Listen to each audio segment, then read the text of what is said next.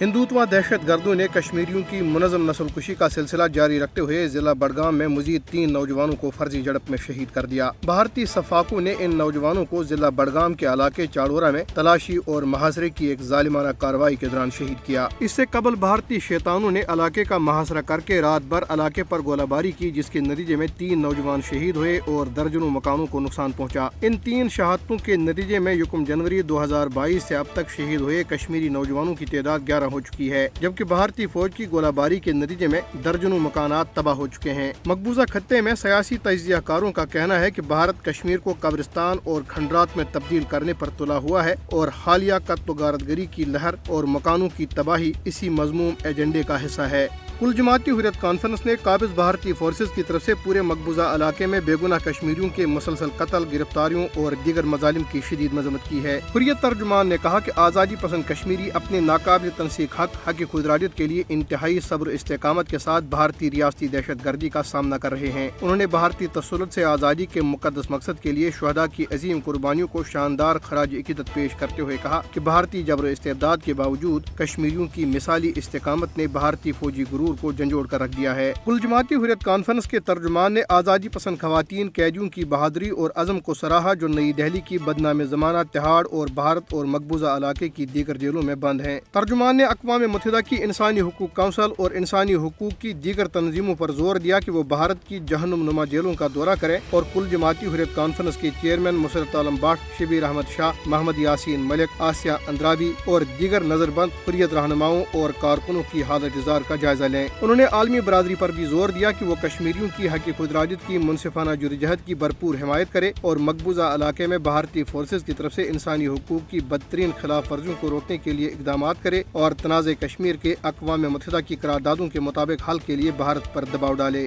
National conference اور communist party of India Marxist نے strategic areas act کے تحت بھارتی فوج کو کیمپوں اور دیگر ڈھانچے کی تعمیر کے لیے گلمرگ میں 1034 کنال جبکہ سونمرگ میں 354 کنال اراضی دینے کی مذمت کی ہے۔ نیشنل کانفرنس کے جنرل سیکرٹری علی محمد ساگر نے سری نگر میں ذرائع ابلاغ کے نمائندوں سے بات کرتے ہوئے کہا کہ اسٹریٹجک ایریاز ایکٹ کے بارے میں ہمارے تحفظات زمین کی اس لاپرواہی سے منتقلی کا ثبوت ہے۔ انہوں نے دعویٰ کیا تھا کہ اس ایکٹ کو شہری سیاحوں اور دیگر معدنی وسائل سے مالا مال علاقوں پر قبضہ کرنے کے لیے استعمال کیا جائے گا اور اراضی کی حالیہ منتقلی نے ہمارا دعویٰ سچ ثابت کیا ہے۔ انہوں نے کہا کہ ایسے اقدامات 5 اگست 2019 کے غیر آئینی فیصلوں کا نتیجہ ہے۔ علی محمد ساگر نے کہا کہ مختلف بہانوں سے ہماری زمینوں اور وسائل کو ہتھیانا ہمارے زخموں کو کریدنے کے مترادف ہے۔ Communist party of India Marxist کے رہنما محمد یوسف تارگامی نے سری نگر سے جاری بیان میں کہا کہ بھارتی حکومت کو گلمرگ میں 1034 کنال اراضی اور سونمرگ میں 354 کنال اراضی کو اسٹریٹجک ایریاز کے طور پر بھارتی فوج کے استعمال میں دینے کے اپنے فیصلے پر نظر ثانی کرنی چاہیے۔ انہوں نے کہا کہ بھارتی حکومت کی طرف سے نام نہاد رائل اسٹیٹ کی ترقی نہ روزگار پیدا کر سکتی ہے اور نہ ہی روزی روٹی کے مواقع پیدا کر سکتی ہے، بلکہ اس کا مقصد صرف کارپوریٹ سیکٹر کو فائدہ پہنچانا ہے۔